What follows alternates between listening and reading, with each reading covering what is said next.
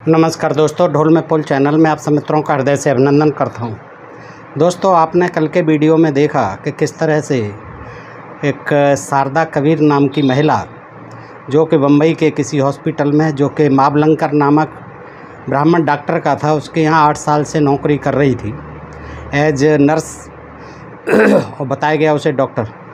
तो दोस्तों, किस तरह से बाबा साहब का जब दाढ़ में दांतों में दर्द होता था, उसके इलाज के लिए बम्बई ले जाया गया।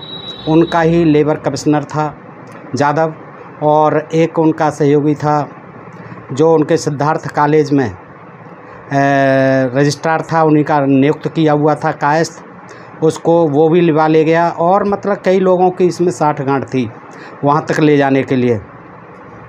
और ये सोहनलाल शास्त्री जी विद्या वाचस्पति हैं। ये बताते हैं आगे कि किस तरह से उनको फंसाया गया कि बाबा साहब के पास में माल था, काफ़ी ज़्यादा थी, संपत्ति थी, क्योंकि वो उस समय कानून मंत्री भी थे।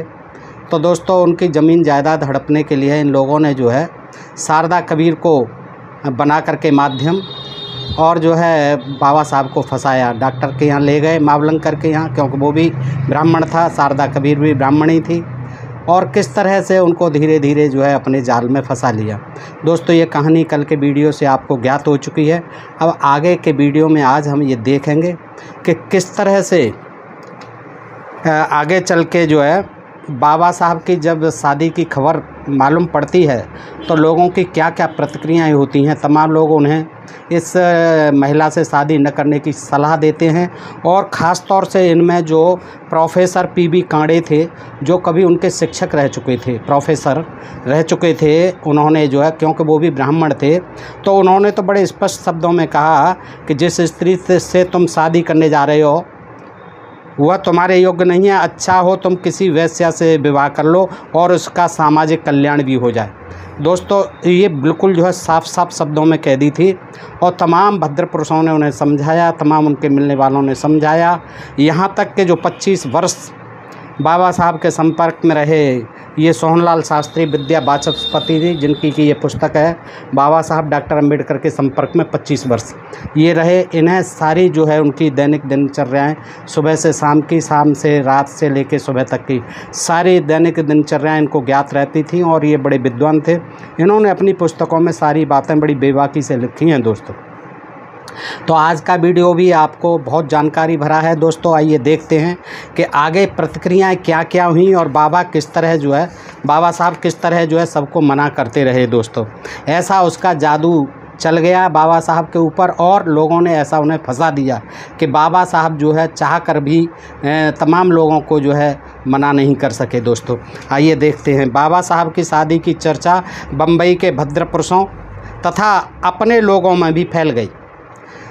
शादी से पहले प्रोफेसर पीबी कांडे भारत रत्न का पत्र भी मिला था, जिसमें उसने बाबा साहब को राय दी थी कि जिस स्त्री से तुम शादी करने जा रहे हो वह तुम्हारे योग्य नहीं है। अच्छा हो तुम किसी वैश्या से विवाह कर लो और उसका सामाजिक कल्याण भी हो जाएगा। इस स्त्री से विवाह करने पर तुम्हारी ख्याति पर अच्छा प्रभाव नहीं पड़ेगा। तुम्हारा जैसा नाम है, जैसी फेम है, उससे तुम्हारी ख्याति पर बहुत बुरा प्रभाव पड़ेगा। ये बाबा साहब को सचेत किया पीबी कांडे जी प्रोफेसर ने, जो कि उनके शिक्षक भी रह चुके थे। इस स्त्री से विवाह करने पर तुम्हारी ख्याति पर अच्छा प्रभाव नहीं पड़ेगा। यह महानुभाव बाबा साहब के शिक्षक भी रह चुके थे। इस पत्र के भाव को बाबा साहब ने शारदा कबीर के साथ विवाह करने के पश्चात एक दिन उसकी हरकतें देखकर स्वयं प्रकट कर दिया था। बाबा साहब ने बता दिया था कि मेरे प्रोफेसर ने तो पहले ही मुझे देखिए पत्र में बता दिया था कि आपकी नेचर इस प्रकार की है। श्री कांडे जी ने राज्यसभा के सदस्य भी थे ये। श्री कांडे जी ने राज्यसभा की सदस्यता के दौरान इन पंक्तियों के लेखक को भी इस पत्र का भाव बतलाया था। श्री यशवंतराव बाबा साहब के पुत्र को भी इस पत्र का पता है और उन्होंने भी इस पत्र का आशय मुझे यानी सोहनलाल शास्त्री जी को स्वयं बाबा साहब के परिनिर्वाण के समय बतलाया था। इन तीनों महानुभाव की साक्ष्यों के आधार पर मानना पड़ेगा कि वाकई ऐसा पत्र बाबा साहब को मिला होगा। इस पत्र से यह परिणाम निकालना कठिन नहीं कि शारदा कबीर की ख्याति बम्बई में कैसी थी, कैसी उसके बारे में चर्चाएं थी, कैसी उसके बारे में राय थी लोगों की, कैसी धारणा थी शारदा कबीर के बारे में। जैसा कि आपने देखा बम्बई के वो प्रोफेसर पीवी कांडे ने बाबा साहब को सचेत भी किया था। संभवतः बाबा साहब ने इस पत्र पर गौर करना इसलिए भी उचित न समझा हो कि वह श्री कांडे की जात बरादरी वाले ब्राह्मणी से अछूत होकर शादी करने जा रहे हैं। हो सकता है बाबा साहब ने ये समझ लिया हो, जान लिया हो अपने मन में कि ये इसलिए मुझसे मना कर रहे हैं श्री कांडे जी कि ये भी ब्राह्मण हैं और ये नहीं चाहते कि अछूत से ये शादी करे हमारी जाति की ब्राह्मणी। तो अथवा इससे महाराष्ट्र में ब्राह्मणों का सिर नीचा होता हो या नाक कटती हो। ऐसा नहीं था, इससे महाराष्ट्र में ब्राह्मणों का सिर नीचा होता हो या नाक कटती हो। किंतु हिंदू धर्म के पवित्र शास्त्रों के अनुसार यह प्रतिलोम विवाह था। प्रतिलोम विवाह था अर्थात एक शूद्र या अतिशूद्र अस्पृश्य का एक ब्राह्मणी से। प्रतिलोम विवाह अति निषिद्ध, वर्जित, धर्म प्रतिकूल यानी धर्म के खिलाफ कहा गया है। दूसरी संभावना यह भी हो सकती है, दूसरी संभावना एक तो ये हो गई कि वो लगा उन्हें कि बाबा साहब को ये भी लगा होगा कि क्योंकि ये उसी की जाति के हैं, शारदा कबीर की जाति के हैं, इसलिए जो है कहीं ब्राह्मणों का सिर नीचा होता हो या नाक कटती हो, इसलिए वो मना कर रहे होंगे, बाबा साहब ने सोचा। और दूसरी बात क्या सोची थी कि सचमुच श्री कांडे महोदय बाबा साहब का हित चाहते हो। दूसरी बात ये भी हो सकती है क्योंकि वो उनके शिक्षक थे, हित चाहते होंगे, भाई भलाई के लिए कह रहे होंगे, क्योंकि वह श्री कांडे बाबा साहब के शिक्षा गुरु रह चुके थे। शिक्षा गुरु अपने शिष्यों के प्राय हितेच्छु ही होते हैं, यानी भला सोचने वाले ही होते हैं। हमारे विचार में दूसरी संभावना ये जो है, ये बात ज़्यादा संभावना ये है कि ये बात ज़्यादा ठीक हो सकती है कि शिक्षक होने के नाते और शिक्षक जो है अपने शिष्य का हमेशा शुभेच्छु होता है, इसलिए उन्होंने बाबा साहब के हित में ही ये बात कही हो। क्योंकि हिंदू कोड बिल पर बुलाई गई गोष्ठी में जैसा कि पहले बतलाया जा चुका है, श्री पीवी कांडे के अपने विचार हिंदू कोड के पारित होने के अग्रगामी और उदार चेता थे, अतः वह पहली संभावना के अधीन नहीं आते। शारदा कबीर की शादी के बाद हमने जो कुछ अपनी आँखों से देखा और आप्तजनों से सुना था, उसके आधार पर दूसरी संभावना ही ठीक प्रतीत होती थी। मैं कभी कभी इतना विस्मित हो जाता हूँ कि वह महापुरुष जो लगभग, अब ये सोनलाल शास्त्री जी कह रहे हैं लेखक, मैं कभी कभी इतना विस्मित हो जाता हूँ कि वह महापुरुष जो लगभग 1 महीना अपने पुत्र श्री यशवंत राव की शादी के बारे में बातचीत के दौरान साफ कहता है कि यशवंत की शादी जल्दी क्यों की जाए, जिसने जीवन में न तो ऊंची शिक्षा प्राप्त की है, न ही वह किसी विशेष कारोबार में व्यस्त होकर इतना कमा रहा है अभी कि वह अपना और अपनी पत्नी का भरण पोषण भलीभांत कर सकता है। यानी जो बाबा साहब 1 महीने पहले तक अपने पुत्र यशवंत राव की शादी की मना कर रहे थे कि उसकी शादी की जल्दी क्या है, वो अभी न तो ज़्यादा पढ़ा लिखा, न कुछ कमा रहा है, कोई ऐसी नौकरी बिजनेस भी नहीं है, उसकी नौकरी भी नहीं है जिससे कि वो अपनी गृहस्थी का भरण पोषण कर ले। शादी कोई ऐसी, बाबा साहब कह रहे थे कि शादी कोई ऐसी सीढ़ी नहीं है जो मानव को आकाश तक ऊपर उठा ले जाए। मेरी ओर देखिए, बाबा साहब ने कहा था सोनलाल जी से, मेरी ओर देखिए, मैं भी जी रहा हूँ, मेरी पत्नी का देहांत हुए भी 13-14 वर्ष का समय बीत चुका है, मुझे दूसरी शादी का कभी ध्यान या चिंतन ही नहीं हुआ। विवाह एक व्यापार है जिसमें लाभ की अपेक्षा घाटे की अधिक संभावनाएं होती हैं। विवाह एक ऐसा व्यापार है जिसमें लाभ कम और घाटे की संभावनाएं ज़्यादा होती हैं।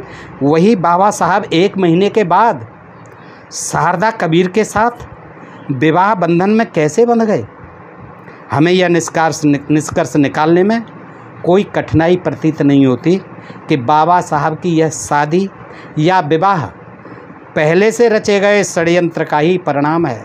इतना ज़बरदस्त षड्यंत्र रचा गया, उसी का ही परिणाम है। किंतु यह भी सच है कि बाबा साहब उस नारी के त्रिया चरित्र का शिकार हो गए थे जिन्हें वह बाबा साहब की पुस्तकों के कई उदाहरण या हवाले उनसे बातचीत में और पत्रों में दिया करती थी।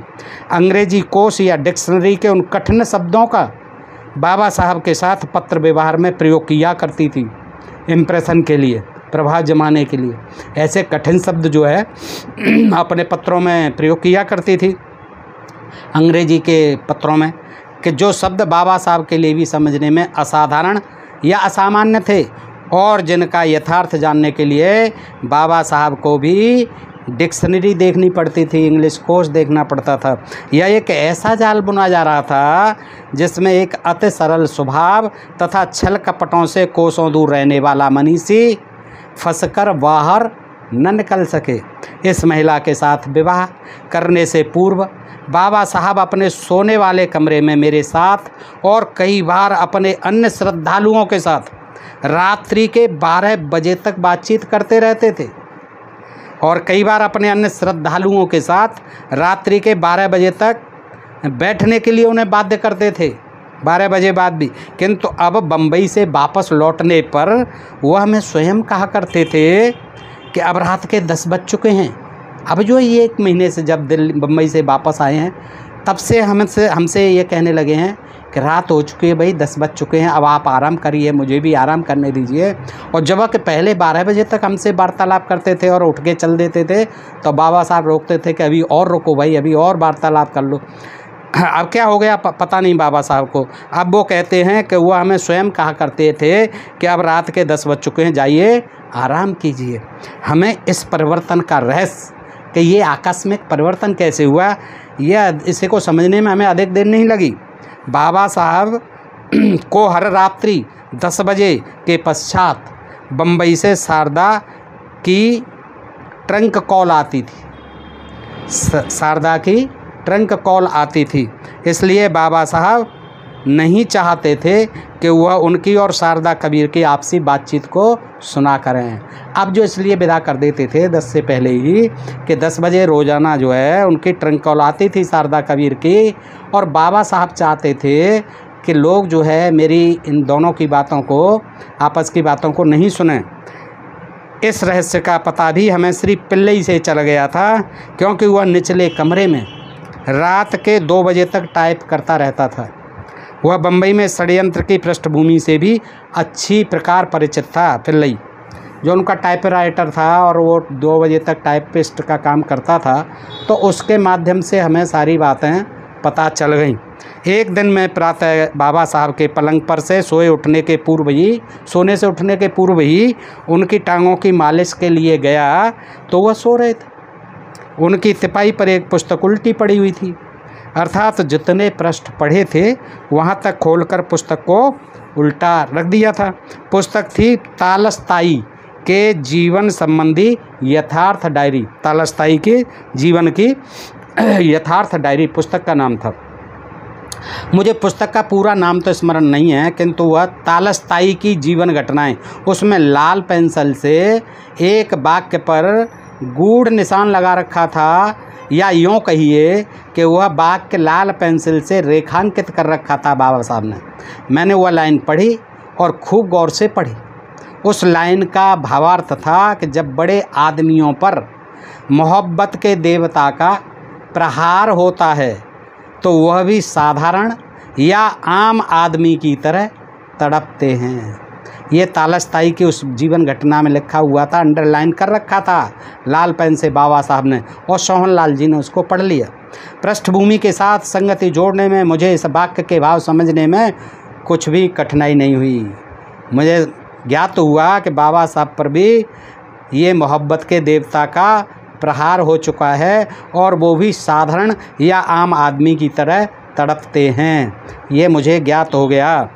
तो समझने में कुछ भी कठिनाई नहीं हुई, क्योंकि मैं न्याय दर्शन का अध्येता था, इसलिए अनुमान प्रमाण लगाने में मुझे कुछ देर न लगी। यत्र तत्र धूमस्तत्र तत्र वह्नि, अर्थात जहाँ कहीं धुआं उठता दिखाई पड़े ऐसा मान लेना चाहिए कि वहाँ आग ज़रूर होगी। जहाँ धुआं उठ रहा है समझ लो वहाँ आग ज़रूर होगी। सो बाबा साहब के इर्द गिर्द चारों ओर ऐसा धुआं उठता देखकर मुझे पूर्ण विश्वास हो चुका था कि इस महापुरुष के हृदय में भी साधारण आदमियों की भांति इस महिला यानी शारदा कबीर के लिए प्रेम पैदा हो चुका है। एक दिन प्रातः मैं उनकी पिंडलियों में तेल लगा रहा था, तब मैंने उनसे जिक्र किया कि बाबा साहब, आज के अखबार में मैंने पढ़ा है कि आप किसी कुमारी शारदा कबीर नामक डॉक्टर से विवाह कर रहे हैं, जो बम्बई में किसी क्लिनिक में काम करती है। बल्कि मैंने बाबा साहब की विवाह संबंधी अरुचि की पृष्ठभूमि के आधार पर कहा, क्योंकि अरुचि थी, वो कोई इंटरेस्ट नहीं लेते थे, लेकिन जो उसी को याद करते हुए उसके संदर्भ में कहा कि अखबार वाले ऐसी क्यों निराधार या बेबुनियादी बातें लिख देते हैं। बाबा साहब मेरी बातों को सुनते रहे और मुस्कुराते रहे। आखिर में बोले कि अगर मैं शादी कर लूं तो इसमें क्या हर्ज है। मैं चुप हो गया और मुझे पक्का विश्वास हो गया कि बाबा साहब निस्संदेह शादी करने पर तुले हुए हैं। मेरे दिल को एक हल्का सा धक्का जरूर लगा कि जो महापुरुष कल तक अपनी शादी के अत्यंत खिलाफ था, अब वह शादी करने को तैयार हो गया है, फिर इस बुढ़ापे की आयु में, और वह भी एक ब्राह्मणी और कुमारी के साथ। रात भर नींद नहीं आई कि क्या यह सच्ची बात है या स्वप्न है। आज तो मैंने अपनी पत्नी को भी यह बात बतला दी। वह भी कुछ पलों के लिए हैरान परेशान हुई। घरवाली उसकी हैरानगी परेशानी की पृष्ठभूमि का कारण केवल यही था कि भारत में कोई भी 55-56 साल का व्यक्ति, मेरी पत्नी को जो पश्चाताप हो रहा था थोड़ा सा, या हैरानगी थी, जो आश्चर्य था, वो केवल यही था कि भारत में 55-56 साल का व्यक्ति जो विद्रोह शादी नहीं करता हमारे यहाँ। यदि कर भी लो तो किसी कुमारी से तो शादी करता ही नहीं, कुमारी से तो नहीं करता। विधुर से, ये जो विडो होती हैं उनसे कर सकता है, विधवा से। अगर कोई व्यक्ति ऐसी अवस्था में शादी करे भी तो लोगों के दिल में उसके लिए ज़्यादा इज्जत नहीं रहती। और गली मोहल्ले की स्त्रियां प्रायः कहती हैं कि देखिए, इसे बुढ़ापे में शादी की आग लगी हुई है। इसी परंपरा या धारणा के वशीभूत मेरी पत्नी को कुछ मानसिक क्षोभ हुआ या धक्का सा लगा, क्योंकि उसे भी मेरी तरह बाबा साहब के प्रति अत्यंत श्रद्धा थी।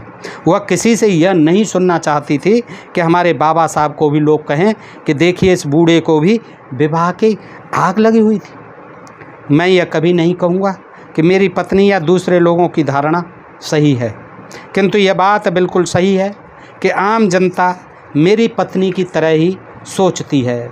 ऐसा क्यों सोचा जाता है, उसके कारण को भी मैं समझता हूँ, किंतु यहाँ उसकी चर्चा करनी असंगत प्रतीत होती है। अब मुझे पक्का विश्वास हो गया कि बाबा साहब अपनी शादी पर कृत संकल्पित हैं। यह घटना शायद मार्च 1948 की होगी। हमें थोड़ा सा क्षोभ या मानसिक दुख तो अवश्य था कि यह क्या होने जा रहा है, किंतु हम बेबस थे। एक दिन बाबा साहब ने श्री बी के गायकवाड़ को दिल्ली बुलाया। उन दिनों वह करनाल या हिसार में किसी विस्थापित कैंप में कमांडेंट बनकर काम कर रहे थे गायकवाड़ जी। इस नौकरी के लिए बाबा साहब ने उन्हें स्वयं बुलवाया था और इस नौकरी पर भी उसे स्वयं ही नियुक्त कराया था। गायकवाड़ जी बाबा साहब से आकर मिले। उनकी बाबा साहब से इसी शादी के विषय पर बातचीत हुई। चूँकि बातचीत मराठी में होती थी और मराठी भाषा को मैं अच्छी तरह नहीं समझता था, इसलिए मैं उस समय बाबा साहब के पास से उठ गया। दूसरे दिन मैं अपने दफ्तर जाने लगा तो गायकवाड़ भी जो पैदल मेरे साथ साथ दफ्तर की ओर चल पड़े। मैं हार्डिंग एवेन्यू बाबा साहब की कोठी, ये दिल्ली की बातें हैं, मैं हार्डिंग एवेन्यू बाबा साहब की कोठी से पैदल दफ्तर आया जाया करता था, क्योंकि उन दिनों इधर से कोई बस या अन्य सवारी नहीं मिल सकती थी। मैं इंडिया गेट वाली सीधी सड़क से गुजरता हुआ सेंट्रल सेक्रेटेरिएट, केंद्रीय सचिवालय, अपने दफ्तर में जो बाबा साहब के मंत्रालय में था, उसी में जाया करता था। रास्ते में मैंने गायकवाड़ जी से पूछा कि कल सायंकाल बाबा साहब से मराठी में आपकी क्या चर्चा हो रही थी। गायकवाड़ ने कहा कि बाबा साहब ने मुझे अपने शादी के बारे में बातचीत के लिए बुलाया था और कल सायं उसी प्रसंग में बातचीत हुई है। मैंने पूछा कि बाबा साहब ने आपसे क्या कहा और आपने उसका क्या उत्तर दिया। गायकवाड़ जी बोले कि बाबा साहब एक लेडी डॉक्टर जिसका नाम शारदा कबीर है और जो जाति से ब्राह्मणी है शादी करना चाहते हैं। उन्होंने कहा कि शादी का हमारे और अपने लोगों पर क्या प्रभाव पड़ेगा वह भी उन्होंने जानना चाहा। तो मैंने पूछा आपने क्या राय दी। बाबा साहब ने मुझसे पूछा, गायकवाड़ जी कहते हैं कि हमारे लोगों पर मेरी शादी का क्या प्रभाव पड़ेगा। तो फिर सोहनलाल जी ने पूछा कि आपने क्या कहा गायकवाड़ जी। मैंने पूछा कि आपने क्या राय दी। तो गायकवाड़ ने बतलाया कि मैंने कहा अगर आपने यदि इसी औरत से शादी की तो हमारी जनता पर बहुत बुरा प्रभाव पड़ेगा। बाबा साहब ने कहा कि तुम लोग मेरी कठिनाइयों को अनुभव क्यों नहीं करते। मैं बीमार हूँ, मुझे दिन रात दिमागी काम करना पड़ता है। मुझे देखने वालने वाला कौन है। मेरी पुत्रवधू नहीं, बहन नहीं, बेटी नहीं। मेरे खाने पीने और सेवा टहल करने वाली एक स्त्री ही हो सकती है। देखिए जवाहरलाल को उसकी पुत्री इंदिरा और वल्लभ भाई पटेल को उसकी पुत्री मन बहन देखती है, उनके स्वास्थ्य का ध्यान रखती हैं। यहाँ तक ही नहीं, चिंतामण देशमुख ने भी अपनी शादी श्रीमती दुर्गाबाई से कर ली है। मैं इतना काम कर रहा हूँ किंतु मेरी देखभाल के लिए कौन है। गायकवाड़ ने कहा कि मैंने कहा बाबा साहब आपकी सेवा शुश्रूषा के लिए मेरी साली शांता नियुक्त की जा सकती है। वह पढ़ी लिखी महिला है, अविवाहित है, अपनी जाति की है। क्यों ना आप उसे अपनी सेवा के लिए अपने पास रख लें। बाबा साहब बोले मैं उस लड़की को अपने पास रखकर, क्योंकि स्वजाति है, अपनी बदनामी लेना नहीं चाहता। लोग कहेंगे कि मैंने रख ली है लड़की, मेरी शान पर बट्टा लगेगा। मैं ऐसा काम नहीं कर सकता। गायकवाड़ ने कहा कि आप उससे शादी कर लें, उसकी आयु भी काफ़ी है। बाबा साहब ने उत्तर दिया कि मैं उस लड़की से शादी कर लूं जो मुझे बाबा साहब कहकर संबोधित करती है। ऐसा हरगिज़ नहीं हो सकता।